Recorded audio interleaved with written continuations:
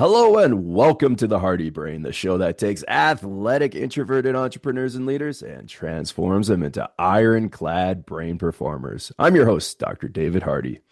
And today on our show, we've got another amazing guest. He is one of the top 1% headhunters out there.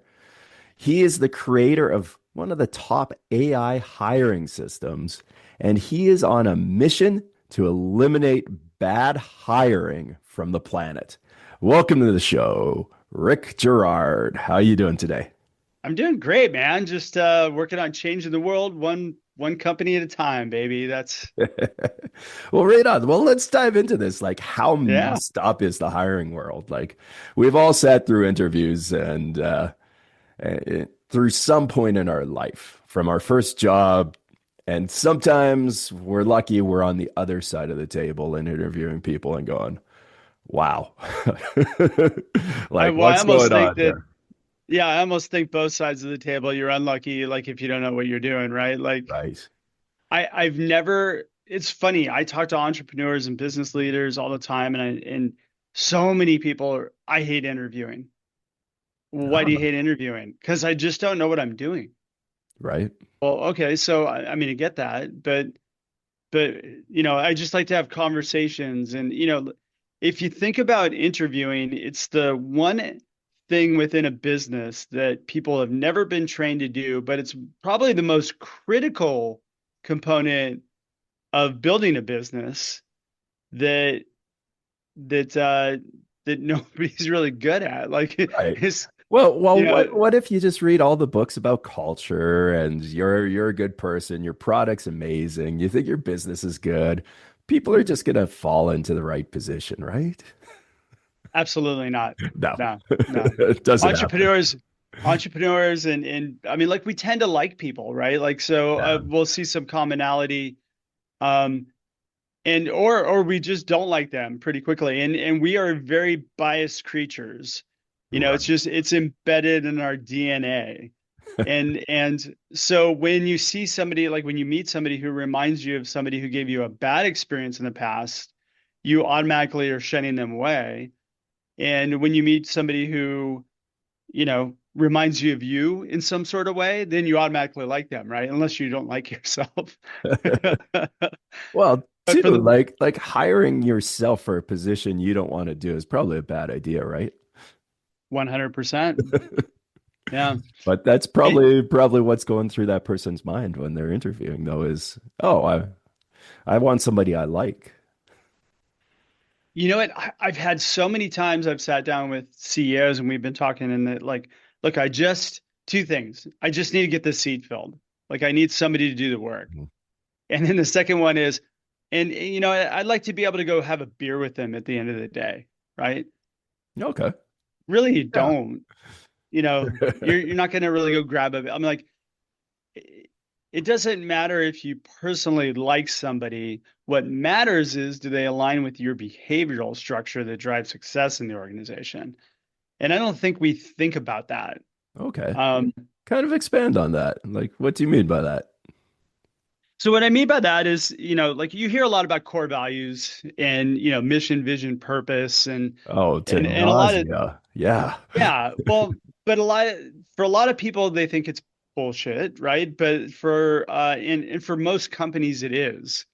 Right? It's just a Really? bunch of words that they pulled out like integrity and teamwork and honesty and and nobody knows what any of those things mean within the company, right? But when you have a really good framework of that where people understand how we act, like we have one of our core values for my business is dig deeper. And the main behavior that drives digging deeper is curiosity. So, in order Uh, for us to hire somebody, they have to be naturally curious. They have to ask questions. They have to like want to delve in deeper and understand things as opposed to just feed me a bunch of stuff and I'll just get it done. Um, so that's what I mean by behaviors. There's behaviors that drive success within an organization that I don't think we think about because we're so focused in on getting work done and driving profits and we're looking at the spreadsheet much more than the people. And then there's this concept of, and that's where really what drives right person, right seat. And Okay. having the right person in the right seat is so critical to growth because it sets you back and it costs you a lot of money when you misfire on that. Well, let's talk about these misfires because you've obviously had a few yourself to come to this stage. I'm gonna make the ultimate hiring machine here. What's gone wrong in your experience that you're like, oh, that was not good?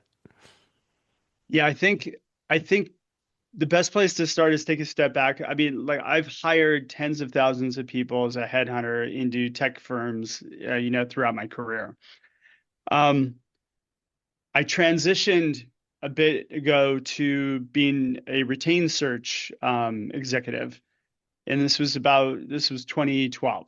Okay. And my first search that I brought on, I was very good at what I did, but my first it was a different animal because I'm responsible, like I'm on the hook to fill this thing.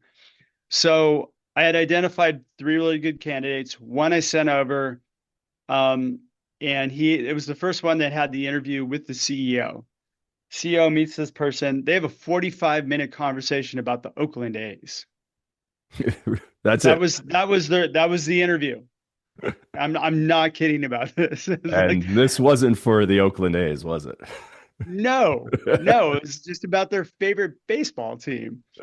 So, um, CEO calls me. I made a decision. We're going to hire this person, cancel the other interviews. You can't do it. Like, don't do this. It's a bad idea.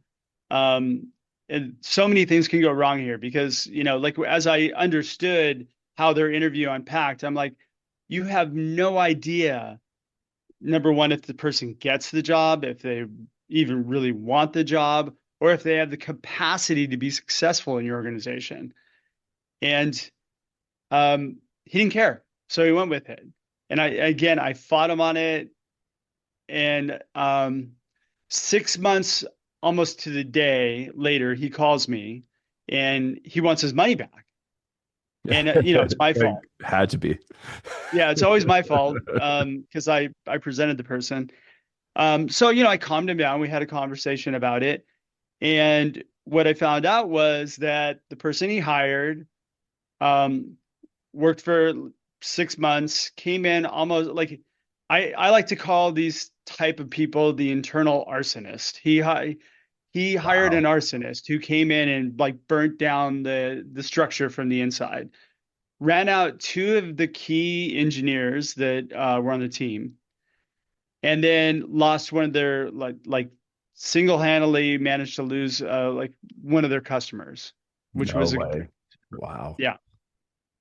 And so um I so wanted to have the I told you so conversation, but I let my ego drop out of that. But what I learned from that was in within that 6 months, we did the math on it, we figured it out. He lost about 900, I think it was like $916,000 in 6 months How on much? that one bad hire, just under $1 million, Wow. On one right? person. One person. Jeez. Yep. Yeah. Wow. And that's factoring in filling the other. I mean, so there's so many other costs associated with it. The cost of losing those two engineers, now you got to replace them. And so then he had to put search cable. I mean, and they were key people within the organization. So you can't put enough diligence into interviewing. And I know we tend to load up, like a lot of companies load up like assessments and tests and all these other things. I always like to look at things that signal to noise, and I like Mhm. to drill down to behaviors because I'll give you a perfect example. Amazon built the company based on behavioral alignment first, skill second. They had in the very beginning, they had one leadership principle or their core value, which was customer obsession. And if you could not articulate that you were obsessed, they would not hire you. That's it. Fair enough. Yeah. Yeah. Hmm. Yeah. Now, what does that look like in, say, a medium or small size company here? Like, Yeah, we just had somebody lose us $1 million. What if that's like a small business where they have a handful of people? Like, uh, Yeah. what on earth then would it look like opposite? Like, obviously, a small business that would have potentially sank them. Yeah. But what about the other One, side, building like from the bottom? I mean, luckily for this company, they were venture backed. So, they had taken in a considerable amount of money. That CEO, by the way, was on the chopping block and was about to get fired too. So we kind of had to triage a bunch and make sure that we helped him save his job too. But at the same time, uh, I argue, even if your company is under $1 million, every person you hire in the organization is critical because they're either going to make you money or they're going to extract, like they're going to sink you, right? Like so. Right. Um, I used to have a guy I worked with. He used to say, "You're either a fountain or a drain. Yeah. You're either flowing money in, like you're either like making uplifting everybody else, and or you're just sucking all the energy away. And you want to make sure that you avoid that at all costs, especially you know I say really at any stage, even if you're a $250 million company, every person's critical. Even the people who uh, you know, So what took is out the one of trash. these like ultra critical positions you've seen filled that this person was an abundant well for the company? So we had a company that we worked with. Um, it's probably like 6 years ago now, but we had a company we worked with that we helped them fill one of their key executive roles. And this person was spot on with the culture. They had really hard cultural behaviors that everybody had to had to adhere to. And this person came in and like absolutely crushed it. As a matter of fact, over the course of the 3 years, the following 3 years, they went from a head count of 50 when we started with them to 250 to I think 700 like in the third year. And this is a home healthcare company, so they hired a lot of caregivers. Um, but this person brought on so much business for them and was such a positive asset to the culture that um, they came back to us because they actually had a problem with hiring caregivers at the time. Wow. They had a horrible attrition rate, and so Hmm. we brought this interview process in that helped us to gain evidence to understand whether or not this person really did align with the organization. And so the CEO came back to me and said, "Hey, look, would this work for caregivers? Because we're having challenges." And so we kind of put our hats on and we did the same process for caregivers. We just shortened it a little bit. So we just focused in on core value alignment. Okay. And one of their big things was empathy. They needed empathetic people. And Absolutely. so that was something that we figured out how to measure in a behavioral interview and then made it repeatable. So as a result of this one person that got hired, we were able to kind of transform their whole interview process and then take them to a point where right now I think they're probably over a couple thousand people and they're operating in multiple states and they have a hugely successful business. Wow. Yeah. Now, you mentioned behaviors and everything. Um, and then too, like sometimes you have an abundant of applicants and sometimes you have very few. Um, I'm not sure in the hiring world, is there a term for that? Like, is it a bull market or bear or like what? I love very few. Like I don't know why Ah, people have this love of it's like a bragging right. I posted a job, I got 2,000 applicants. Oh my God, that sounds like a nightmare to me. Right. And half of them are bots. Yeah, I mean, don't get me started on candidate fraud right now because it's Oh, through the really? roof. Oh God, Wow. yeah. So, uh, over the past couple of years, people, well, you can auto apply through LinkedIn, and LinkedIn uses AI to kind of reformat your resume and respond. Right. Yeah. But also, people have been taking their resume, I mean, and putting it into ChatGPT with the job descriptions, just saying, "Hey, optimize my resume to get past the resume screening filters," and it works, right? Okay. So, um, so there's a lot more false positives that are getting through the funnel. And one of the things that I learned as a headhunter is that the best people actually usually have the worst resumes. And the Oh, reason that's why is because interesting. they don't have practice. Like they're not out there Right. interviewing, right?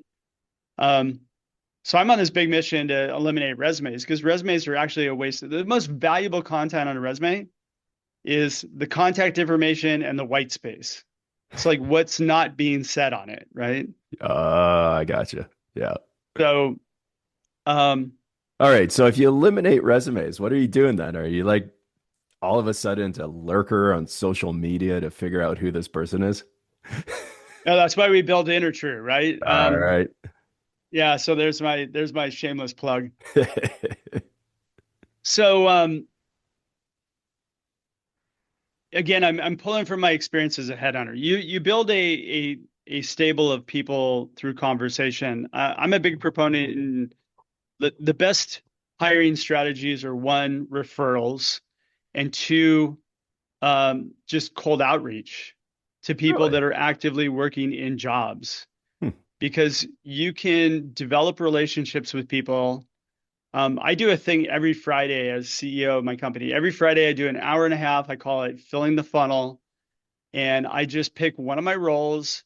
And for an hour and a half, I work on reaching out to people and setting up meetings of people that I want to align with that I cannot hire them now, but I will want to hire that role. It's on my org chart once we hit certain milestones.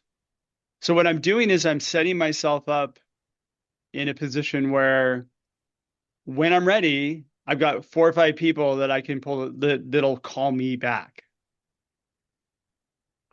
That's a good place to be. Yeah, Yeah. yeah. Because the truth is, high performers are busy working. They're not looking at the job boards. They usually get brought into places fairly quickly. So, you know, but if I play out the statistics too, almost 70% of people are dissatisfied in their current roles. So it gives me a pretty good um, it gives me a pretty good odds that if I hit them at the right time, that there's a potential that they could be ready to make that move. Okay. Yeah. And then utilizing referrals, which people just do not do enough. If you have good interviews with people and you give them closure and you guys both agree that, hey, you're probably not a fit, and they go, yeah, I'm not a fit for this company, and thank you for thank you for the experience and not, ghosting me and doing all this other stuff that happens that all candidates complain about. You can ask for referrals at that point. Hey, the people that you worked with in the past, who would you say would be the top 2 or 3 strongest ones that you'd want to work with again? And you just get their names.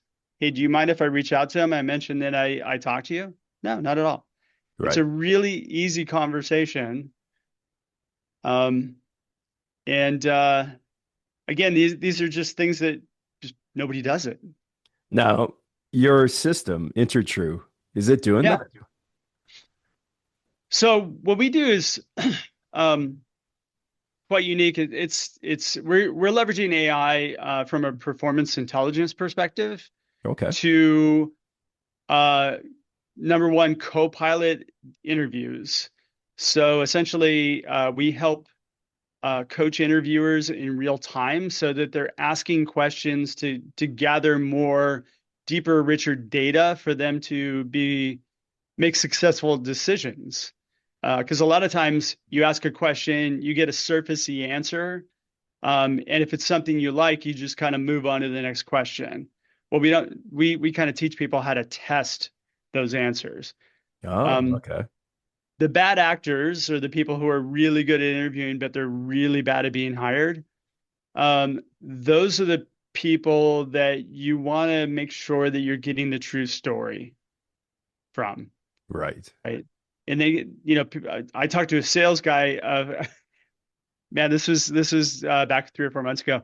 Talked to a sales guy, and I said, tell me about the most significant impact that you had in your current role. Walk me through like a really like your the most challenging sale that you had. So like, what I want to do is I want to understand how, like, what was the sale, how he identified it. Like, I want to understand that whole storyline around that. So he started to walk me through it, and he said he closed a deal that was 4.5 million. It was the biggest in the company history, and he was quite proud of it. And I said, "Oh, that's great. So walk me through that sale, like from start to finish." And he kind of said, he gave me some fluff answer. I go, "But step it out for me, just so I understand like what the process was." And he thought about it for a second, and then he goes, "You know what, Rick? I'm not going to tell you how I did something because then you just go and do it." Oh, ouch. So I let him save face, but the truth is, he didn't do it. Right. Exactly. He got caught. Yeah.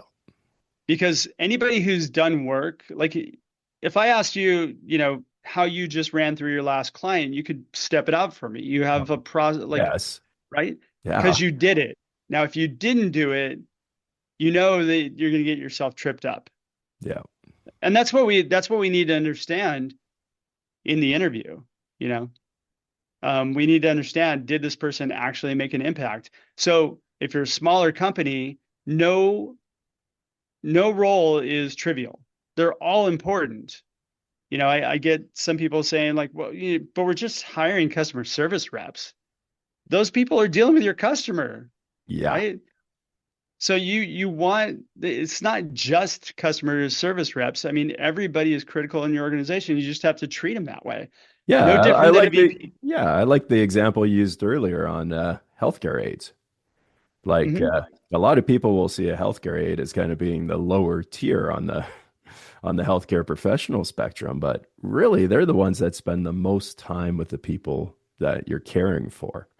And You know what's great about that company too yeah, is like they've built such a strong culture of that they get a consistent amount of referrals. They don't ever advertise jobs for caregivers. They have a full bench, no way. meaning, Really, yeah, that would shock me because it's a high turnover field, is it not? it is. It is. And they deny a lot of people that come through the interview process with them.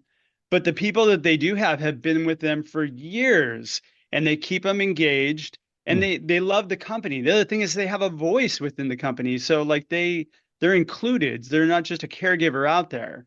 So the way they run their business and their culture is that they know that caregivers, they understand that those caregivers are the lifeblood of the company. So they want them to feel that they are part of the company too. And Right. that's, you know, we get into conversations about compensation all the time. That is a much more powerful form of compensation than the money for most people. Absolutely. Yeah, No, absolutely. Now, have you interviewed companies for your product? Like it sounds like you wouldn't want to be involved in a company that does the opposite that you just mentioned that, oh yeah, we don't have that culture set up where we retain people and give them a voice. that's okay. I mean, all businesses run differently. So it doesn't, you know, and when we talk about culture, culture stems from the top down, from the CEO down, right? So when we track behaviors, Hmm. we start with the CEO, like what are the behaviors that you lead with in the organization and what are the expectations of those behaviors for others that are within the organization? Because again, it all filters down. And so um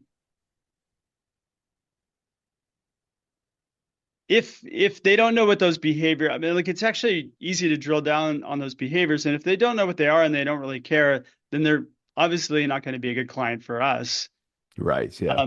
But again, every business operates differently. We had one client where like they had a very sarcastic group of people, and it was fairly well known that like if you lock your desk, I mean, like if you go to the bathroom, lock your desk and your computer, make sure like, Wow. but they were trying to like put out there that like they're a teamwork oriented environment, which is not at all what Not they the were. case. No. Yeah.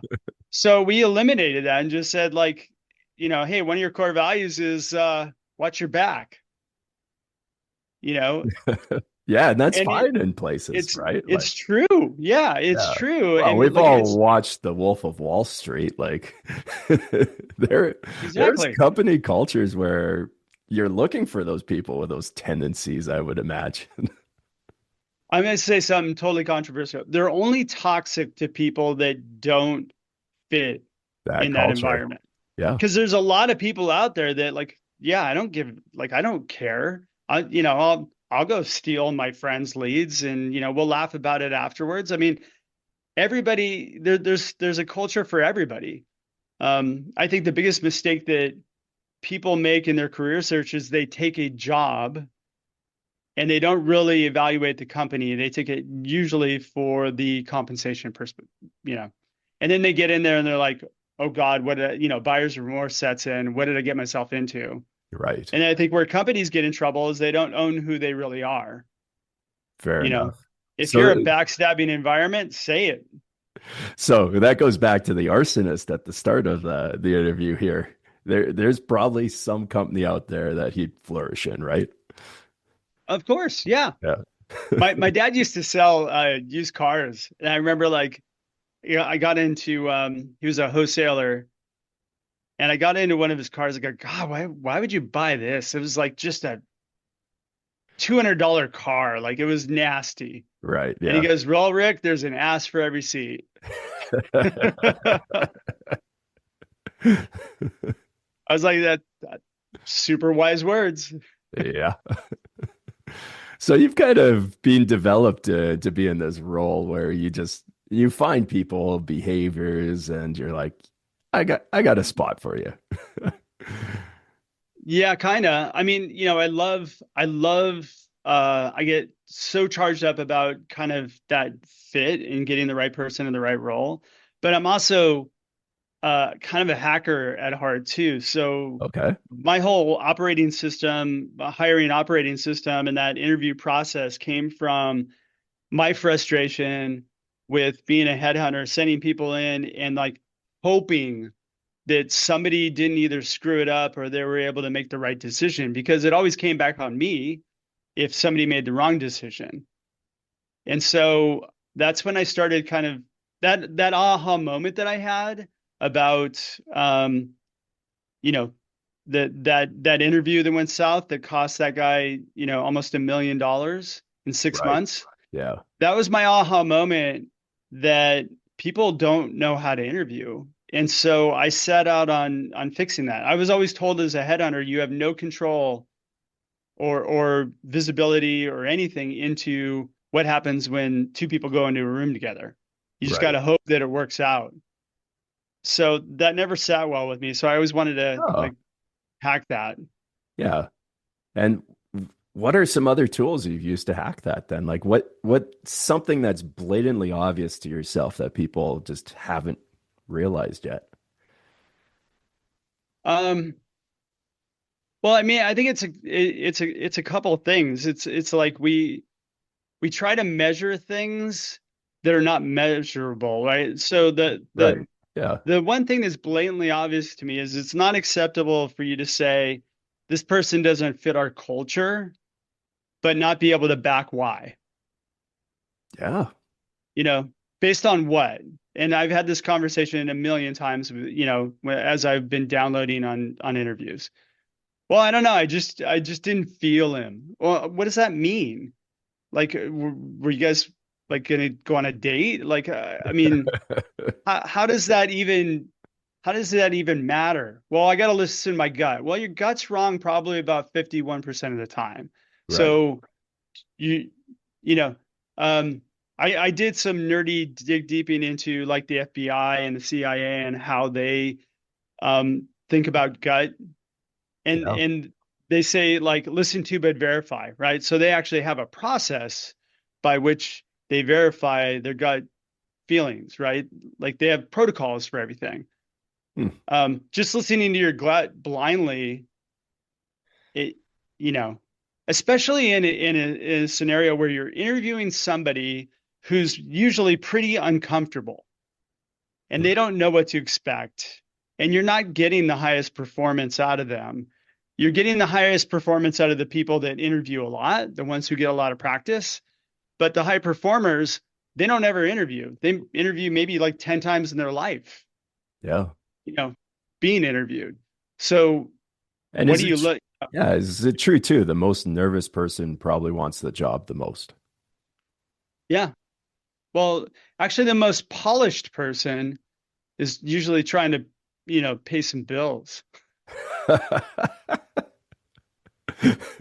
Yeah, right? I could see that. Yeah.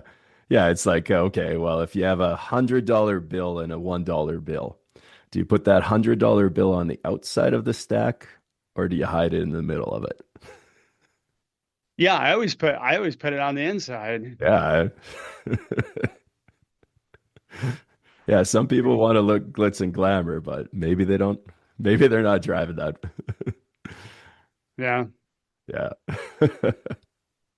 So where do you want to take things from here? Like when I was talking to you, you were onboarding like oh a, a few key roles here and using basically what you're preaching and what you have on the market. So Yeah. where where is Rick taking InterTrue? Yeah, I'm on this crazy mission to change the world. Like, I say eliminate bad hiring from planet Earth, but um, the truth is, I think that a lot of really good entrepreneurs can be much more successful and much faster if they've got one skill, which is they're good at interviewing, and we can help train them to get them there. Right. So we launched in May of last year. We got our first kind of 10 beta customers that we've been working through, and we're actually going live, like we're live in market right now. Awesome. So from here, we got some really big, hairy, audacious goals to to um, to onboard, really targeted customers who are kind of feeling the pain and being able to provide value to them in their business growth. Right. Yeah. I have a belief that every single business problem that you have is a people problem in disguise. Yeah. Yeah, it definitely is. Yeah, and I have to applaud you for what you're doing here. And one of the reasons too, and like this is my guess at why you love your job so much to go from, yeah, I could be independent and just headhunt and be great at it, and is that I look at the opposite side. Sometimes that tells us the positive or vice versa. And the most stressful situations in people's lives are like a death, divorce, or losing their job. So there is so much identity and heart, sweat, tears put into what people actually do for a living daily. Like just look at the hours somebody puts into a job.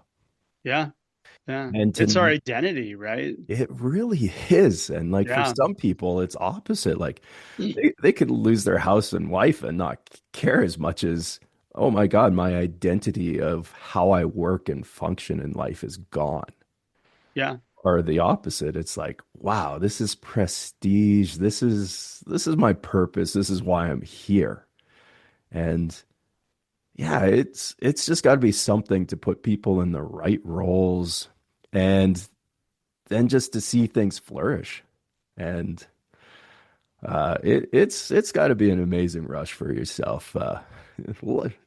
Tell me if I'm wrong on that one. Like I, No, I mean it is. It's super satisfying to see somebody to go into a meeting and have a conversation. Like I love when I get the feedback of, wow, this person we hired was the greatest person that I mean, we didn't think that we'd be able to get somebody like this. right? Right. It's such a Yeah. that's the best testimonial that you can get. Um, but it's also hard, or it's not hard. It's challenging to get people out of their mindset of like, you should be looking for the places in which you're going to thrive. If you're a job seeker, you should really put some thought into, what is the work that's going to keep me charged up? Where's the place that I'm going to really be um, in a good spot rather than, focusing on I need to get a job to pay bills. It's a really hard thing to do Yeah. when you need to pay your bills. Right. Yeah. It's it's really Yeah. yeah. And And I've gone through a couple different incarnations with my career. I mean, I built up a recruiting firm. I sold it. I moved to Hawaii for 10 years. I call that my pre-tirement. right. Um, and then I came back and I started up another recruiting firm. And then identity crisis. Like, I don't want to build up another recruiting firm. I feel like there's something more I can do. So I, you know, and I resisted kind of, it's always been in the back of my mind that we could duplicate my brain into software, but it isn't until recently that, it's actually possible. You can It build an has come expert model. so far. Yeah. Yeah, Yeah, I yeah, think it's at the right moment for you. And now you've got your own podcast, you've got a book, Healing Career Wounds, you got InterTrue. Uh, how do people find you? yeah, absolutely. You know what? I'm pretty accessible. You can reach me via email. So I'm Rick, RICK at Intertrue, intertru.ai. So there's no E at the end. My podcast is Higher Power Radio. It's not a religious show. It's HIRE. So it's about hiring. And we always like to connect up with CEOs who have built companies and, talk about difficult hiring challenges they had, or some of the things that they're working on. And it's a live radio show that we do every week, every Tuesday at noon. And But and you can also check out my company, which is Intertrue. It's intertru.ai. and that And will be in the I show notes here too, people. So yeah, make sure you click look at the bottom here and reach out to Rick. Because yeah, hiring is difficult, and you got one of the leaders who's putting himself in a virtual form for you. Like, why not reach out to him? And yeah, you can tell Rick's passion and everything. So check out Rick Girard. Uh, if you need to kick the tires, listen to the podcast, get the book, but reach out here because yeah. eventually you're gonna need to hire someone. It's the truth. I'd like to say one last thing. Hiring's not Absolutely. hard. Hiring is not hard. Everybody says hiring's hard. It's all here. Uh, I get people telling me all the time, well, I can't hire anybody like that. It'll cost too much money. It'll do this. Where's that coming from? That's your hurdle, your belief that you're putting it, and then if you believe it, you're right. But I can throw back the example. I have a team of all A players that are working for me, and none of them are working for the cash. They're working for the other components of the business that are more important to them. And there's like right. 9 different forms of compensation. It's not money. Now, somebody who's done this and is efficient at it looks back and says it's not hard. So somebody who's starting finds it intimidating. So right there, you guys need to reach out to Rick. Yeah, a professional is well worth it, and you've got one here. All right, so check out Rick Girard, True, and of course, stay tuned to the next episode of the Hardy Brain, the show that takes athletic, introverted entrepreneurs and leaders and transforms them into ironclad brain performers. Take care.